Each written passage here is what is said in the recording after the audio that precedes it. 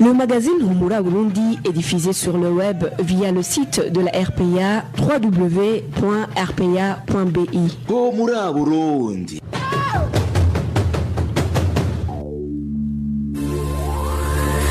À la présentation, Inès Gakiza.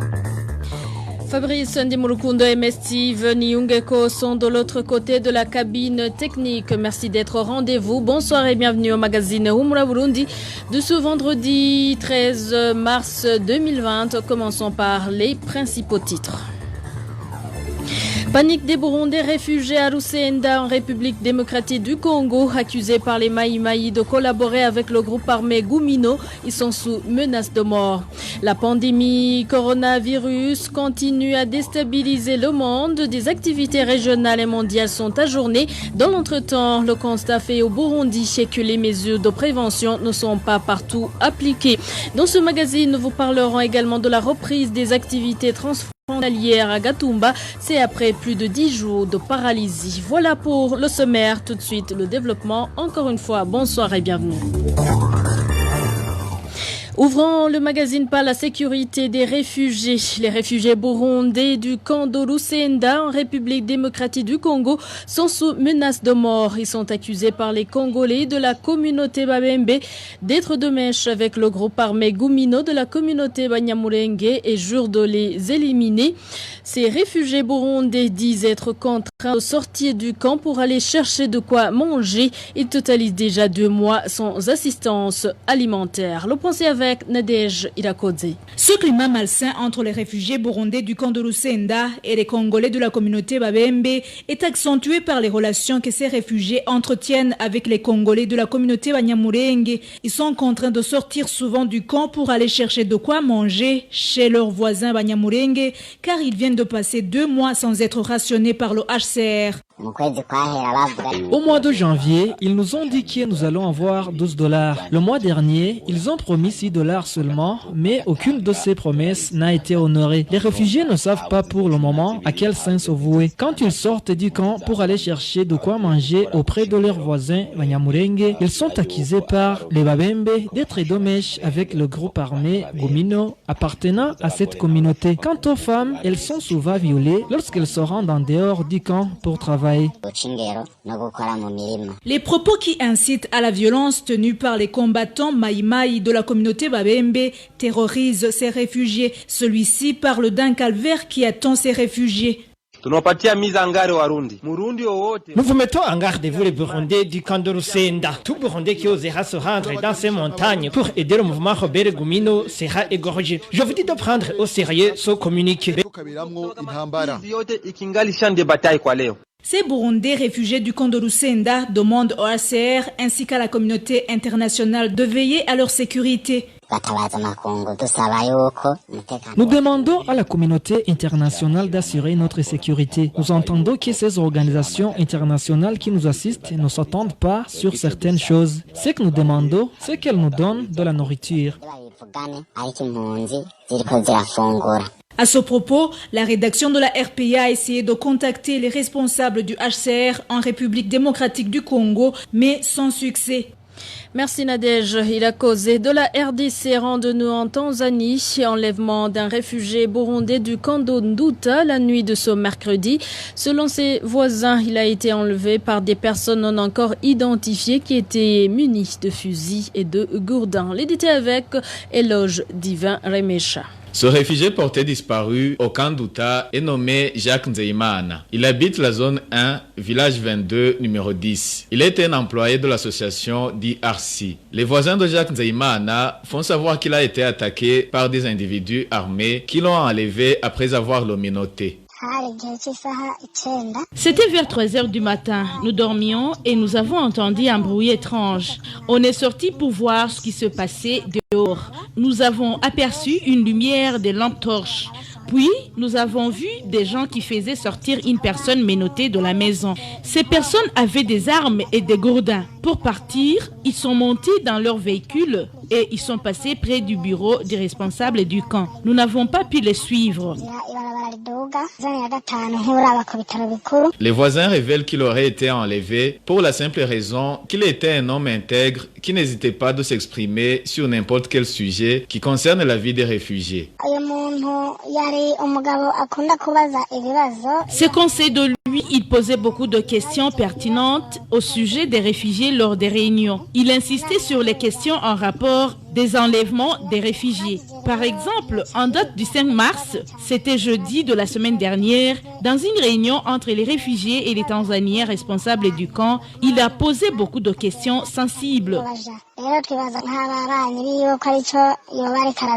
Jusqu'à l'heure actuelle, les voisins de Jacques Nzeyimana font savoir qu'ils ont cherché partout, mais qu'ils n'ont pas trouvé aucune trace de lui. Ils se sont même confiés à la police et le chef de poste leur a répondu qu'il n'a pas réceptionné la victime. Selon des informations en provenance du camp de Nuta, il y aurait d'autres réfugiés qui seraient en train d'être recherchés pour subir le même sort que Jacques Nzeyimana. Nous avons essayé de joindre Martin Otieno, le responsable de la police à Kigoma, mais sans succès. Et retour à présent au Burundi pour parler toujours sécurité. Un corps sans vie a été retrouvé ce mercredi sur la colline Mukenge de la commune Gambalangwe en province Kirundo. La victime n'a pas été identifiée. L'administration locale a ordonné son enterrement sans faire d'enquête. Le point avec Marie-Ange Irakodze. Ce sont les habitants de la sous-colline Kabuburu qui ont découvert le corps sans vie le matin de ce mercredi. La victime n'a pas été reconnue par les habitants de la dite colline et a été enterrée le lendemain.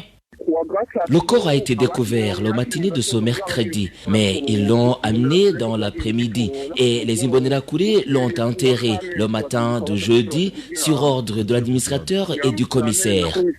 Ce corps était d'un homme, même s'il n'a pas été identifié. Ses habitants soulignent toutefois que la victime a été tuée, étranglée. Ces Imbonerakure ont été envoyés par l'administrateur et le commissaire ils étaient allés le voir. C'était un corps d'un homme, il a été tué, étranglé. La rédaction de la RPA a contacté Febroni Nyongabire, administrateur de la commune Gambarangwe, et l'a refusé de nous répondre. Et sécurité encore, un membre du parti CNL a été grièvement blessé ce jeudi à coups de machette par des Imbonerakure sur la colline Rutanga, commune Gashikanoa de la province Ngozi. La victime est connue sous le nom d'Arugirire Alfred. Il a été arrêté en cours de chemin vers son domicile par 3 Imbonerakure connus sous les noms de Damien, responsable du parti CNDD-FDD sur cette colline, un certain Dikoumana et un prénommé Amon. Ces derniers l'ont sérieusement tabassé et l'ont cassé le poignet. Les membres du parti CNL déplorent cette persécution et demandent qu'elle cesse. Tout de suite, une petite pause avant de parler santé. Retrouvez les différentes productions de la RPA sur Facebook, YouTube, Twitter et sur www.rpa.bi. Je vous l'avais dit au début, les mesures arrêtées pour la prévention du coronavirus ne sont pas minutieusement respectées au Burundi.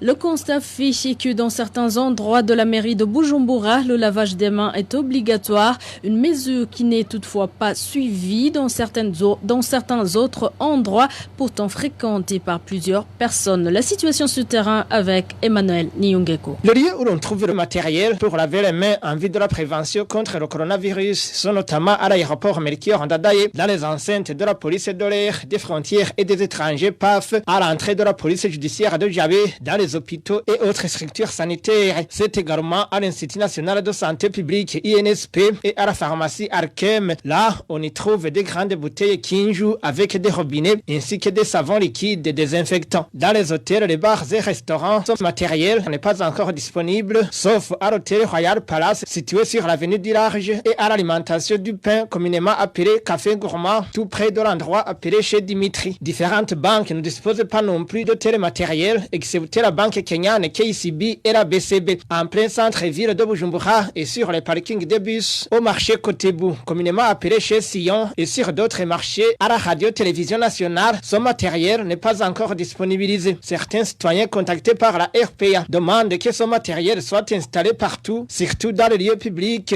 Ils donnent l'exemple des établissements scolaires scolaires, les églises, les marchés, magasins ou alimentation, les bars et restaurants. Nous avons essayé de joindre le docteur Tadendi Koumana, ministre de la Santé et de lutte contre le sida, mais il n'a pas décroché son téléphone. Merci à toi aussi Emmanuel Niyungeko. Suite à cette pandémie de corona, le 21e sommet des chefs d'État de la communauté de l'Afrique de l'Est, qui était prévu à la fin de ce mois, a été ajourné. Selon le journal de East African, ce jeudi, dans une lettre adressée au secrétaire général de l'EAC, le ministre rwandais des Affaires étrangères et président du Conseil des ministres de l'EAC, Vincent Wiruta, a demandé le report de toutes les réunions de la communauté qui nécessite la présence de plusieurs personnes. Ainsi donc, l'EAC a décidé de suspendre toutes les réunions prévues jusqu'à nouvel ordre. Ce 21e sommet des chefs d'État de l'EAC vient d'être ajourné pour la deuxième fois. En novembre dernier, il avait été reporté sur demande d'un des chefs d'État de la communauté qui disait ne pas être disponible.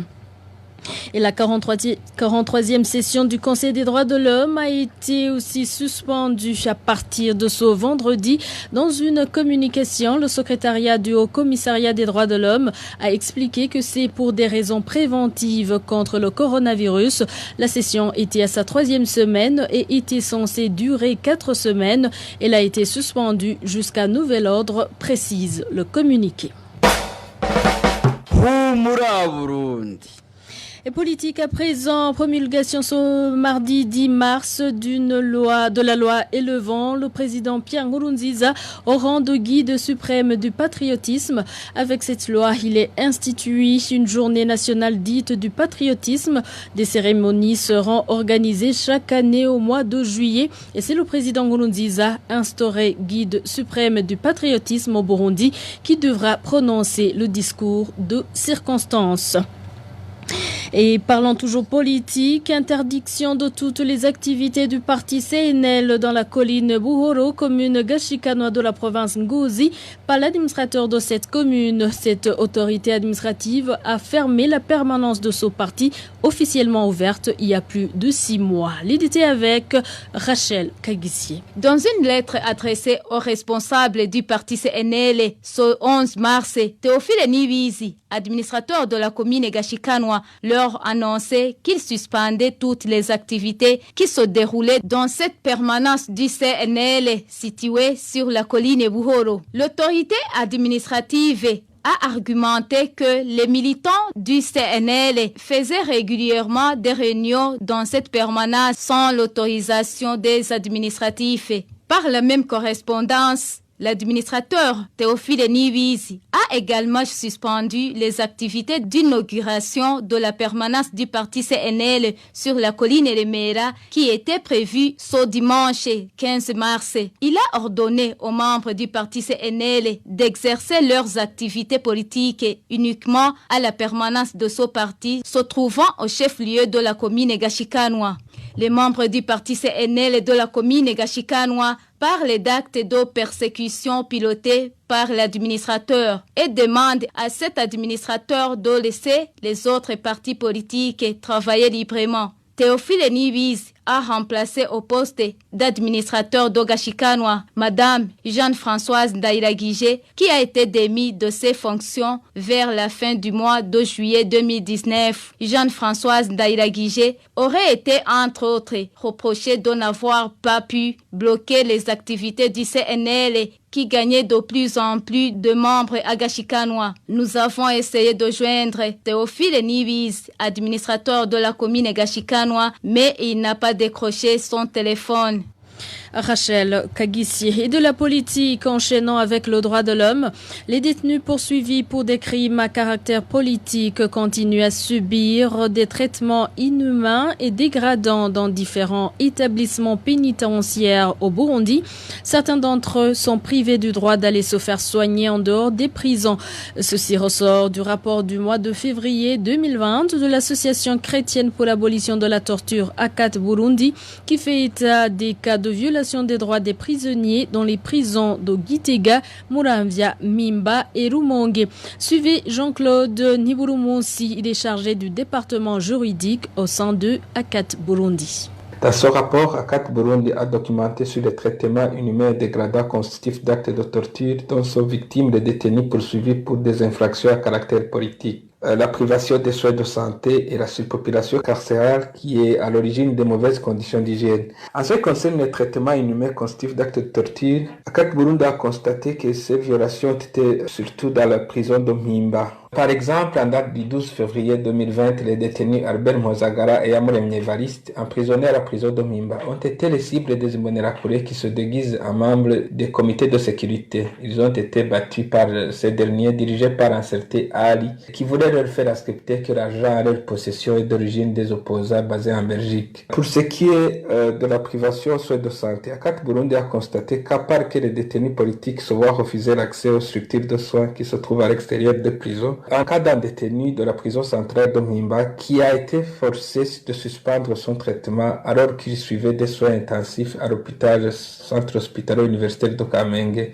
s'agit du major Nima et Joseph. Il a été retourné sans aménagement à la prison par le directeur adjoint M. Kayand Samuel. Il a été arrêté au dispensaire de la prison alors que son cas nécessite une structure de soins appropriée étant donné qu'il a subi une opération chirurgicale. Notons que la victime, major Nima et Joseph, devrait être libre étant donné qu'il a bénéficié d'une liberté conditionnelle depuis l'an 2016.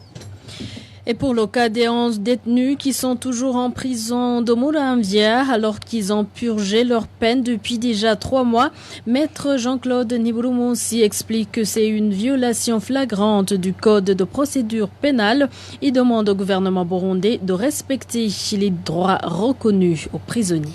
Pour les détenus qui sont gardés en prison alors qu'ils ont déjà purgé leur peine, c'est une violation flagrante de la loi de procédure pénale en vigueur. En effet, en vertu de l'article 154 de la loi sur la procédure pénale, la liberté et la règle et la détention en est l'exception. Bien plus, l'article 342 de la même loi dispose clairement qu'à l'expiration de la peine principale, le condamné doit être remis en liberté. Normalement, c'est le responsable de l'établissement pénitentiaire où le condamné subit sa peine qui doit faire signer le détenu dans le registre établi à cet effet pour éviter qu'il soit détenu sans titre ni droit. Pour toutes ces violations constatées, ACAT Burundi recommande au gouvernement du Burundi d'arrêter et de traduire en justice les auteurs de violations des droits de l'homme en général et ceux des détenus en particulier, d'améliorer les conditions carcérales en prenant des mesures de désengorgement des prisons et de traiter sur le même pied d'égalité tous les détenus, de veiller à la sérénité dans le traitement des dossiers par les cours et tribunaux, de respecter les droits reconnus par les textes nationaux et internationaux aux détenus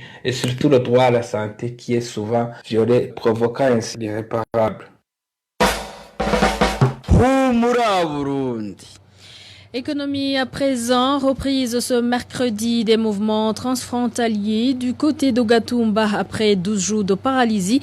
Une reprise qui a été toutefois conditionnée. Walter Kwizera nous en dit plus. Après presque 2 semaines sans travailler, nos sources parmi les commerçants burundais et congolais exerçant ce commerce transfrontalier font savoir qu'il a été permis aux Burundais de faire entrer des marchandises ne dépassant pas 200 000 francs burundais sans présentation de bordereau de change de devises utilisées. Et les commerçants congolais ont droit d'utiliser sur le sol burundais un montant de $2,000 américains. Dépasser la somme, ils devront à leur tour présenter le document de change. Ces mesures auraient été imposées par les autorités burundaises, poursuivent nos sources. Pour rappel, les commerçants congolais ont arrêté toutes activités qu'ils exerçaient au Burundi, réclamant le respect des conventions du COMESA et de la CPGL en rapport avec la libre circulation des biens et des personnes. Ces Congolais se disaient malmenés aussi sur le sol burundais, obligés de montrer les bordereaux de change. Et pour faire pression, les Congolais avaient refusé que les Burundais ne continuent d'entrer chez eux chercher des marchandises. Walter Kwizera. Certains commerçants du sucre en mairie de Bujumbura ont été sanctionnés ce jeudi pour n'avoir pas respecté le prix officiel.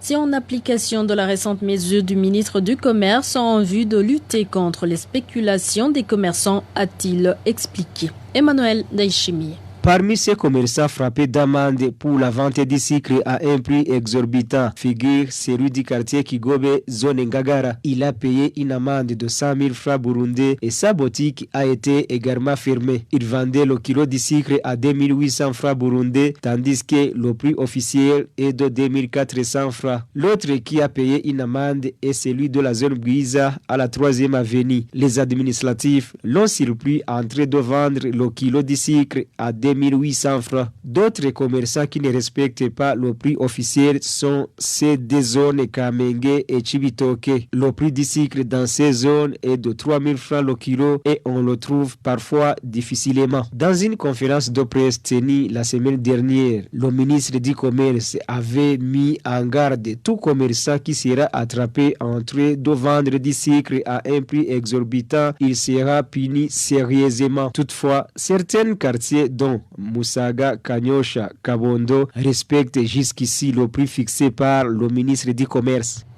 Et le prix officiel du sucre n'est pas aussi respecté en province Ruyigi. Les habitants de cette province précisent que même à ce prix exorbitant, ils ne trouvent pas le sucre facilement. Balthazar Miburo.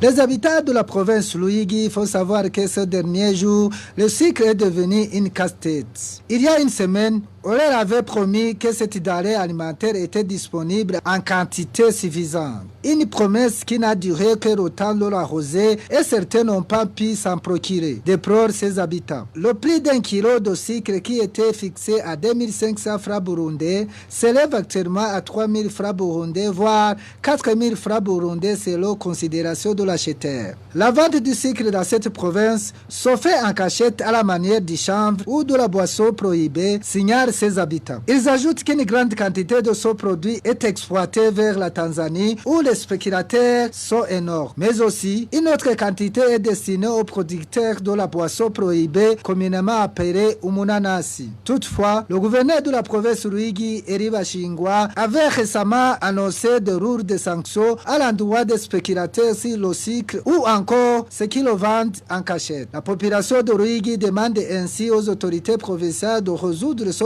problème relatif à la pénurie du sucre. Une situation que cette population trouve paradoxale dans la mesure où le gouvernement a déclaré que la production est satisfaisante au niveau de la Sosumo. À ce propos, la rédaction de la RPA a contacté Eri Bashingwa, gouverneur de la province Ruyigi, mais après une brève présentation, il nous a accroché au nez.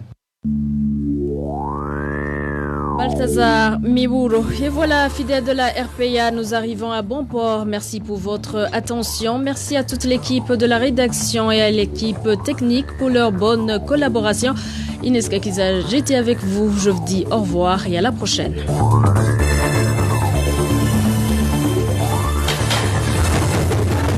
C'était le magazine Rumura Burundi. Un magazine complet pour relier les Burundais en exil et c'est toujours au pays à travers une information de qualité.